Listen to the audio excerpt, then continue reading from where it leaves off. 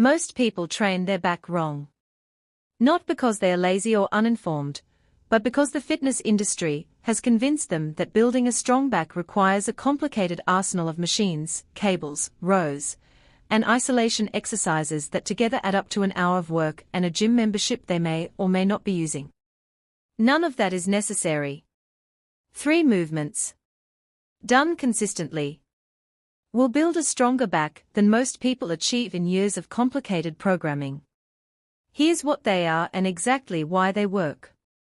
But first, what a strong back actually means. Strong back isn't one thing. It's a system. Your back is the largest muscle group in your upper body, made up of multiple distinct muscles that each have a specific job. Your lats pull your arms down and back. Your rhomboids and mid-traps retract your shoulder blades. Your lower traps stabilize your shoulder girdle from below.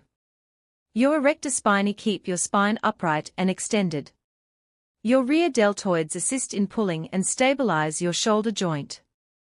A genuinely strong back trains all of these. Not equally. Not in isolation.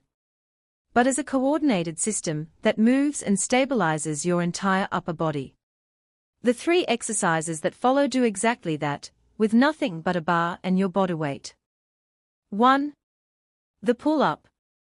If you could only do one exercise for your back for the rest of your life, it would be the pull-up. Full stop.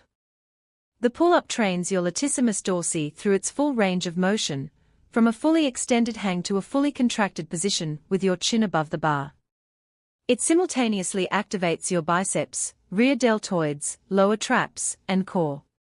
Every single rep is a coordinated upper body pulling movement that no machine replicates with the same efficiency. The reason most people avoid it is the same reason it works so well: it's genuinely hard. You're moving your entire body weight through a demanding range of motion with no assistance from momentum or machine-guided paths. Your stabilizers have to work. Your grip has to hold. Your core has to stay engaged. The difficulty is the training effect. For beginners, start with dead hangs to build grip and shoulder health. Move to scapular pull-ups to train the movement pattern before adding range. Progress to assisted or band-assisted pull-ups before attempting full representatives. There is no shortcut, but the progression is simple and linear. For intermediate and advanced, add variations. Wide grip targets the outer lats. Close grip increases bicep involvement. Archer pull-ups load one side at a time. Weighted pull-ups allow progressive overload when body weight becomes manageable. The pull-up scales indefinitely. 2. The Australian row. Also called the inverted row or horizontal pull-up. Possibly the most underrated back exercise in existence. You lie underneath a bar set at hip height, grip it with straight arms, and pull your chest up to the bar, keeping your body rigid. It's a horizontal pulling movement, and horizontal pulling is the half of back training that almost everyone neglects. Your back needs to be strong in 2 planes. Vertical pulling, which the pull-up covers, and horizontal pulling, which the Australian row covers. Vertical pulling builds your lats. Horizontal pulling builds your rhomboids, mid-traps, and rear deltoids, the muscles responsible for posture, shoulder health, and the thickness of your upper back. Neglect horizontal pulling and you get lats without the supporting structure. Shoulders that roll forward. A back that looks developed from the front and underdeveloped from behind. The Australian row fills every gap that pull-ups leave open. It's also infinitely scalable. Elevate your feet to increase difficulty. Lower the bar to increase the angle. Add a weighted vest for progressive overload. Use rings for instability challenge. Every variation trains the same fundamental horizontal pulling pattern with increasing demand. 3. The dead hang. Not a pulling exercise. A decompression and stabilization exercise, and one of the most important things you can do for your back that almost nobody does. Hang from a bar. Arms fully extended. Body relaxed. Hold for 30 to 60 seconds. That's it. What's happening during that hang is significant.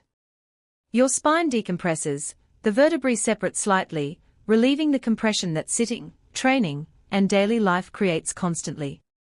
Your shoulder girdle is loaded in full extension, building the passive stability that protects your shoulder joint during all pulling movements. Your grip strengthens. Your lat flexibility improves. Your thoracic spine opens. The dead hang is maintenance for the system that pull-ups and Australian rows build.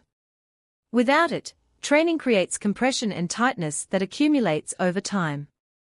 With it, you're actively counteracting the damage your training and your lifestyle are doing to your spine and shoulders every single day. Do it after every training session. 30 to 60 seconds. 2 to 3 sets. It takes 3 minutes, and it's doing more for your long-term back health than most stretching routines ever will. How to put it together. 3 exercises. 3 times a week.